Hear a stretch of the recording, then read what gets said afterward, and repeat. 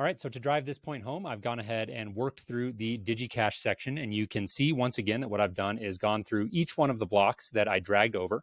I've clicked on it and done the replace with text and alias, and then I've gone through and sort of done some wordsmithing to make the language flow better, as well as removing all of the double brackets, because when we get to the next step, which is going to be exporting this in Markdown to my final editor that I use, I don't want any of that stuff in there. So that's all I've done. I've also repeated that process here with the second section of the blog post on eGold.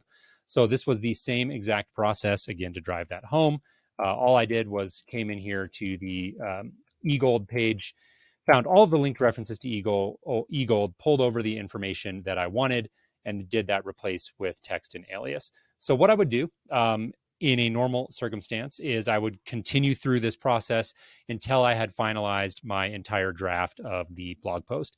For this particular blog post, which is a real life one that I'm working on, I'm going to keep working on it. I've got several more sections that I want to add to it. But for now, we're going to pretend that this is the entirety of the blog post, and we're going to go ahead and move in the next lesson to what are those next steps that I would do in order to get this published onto my blog.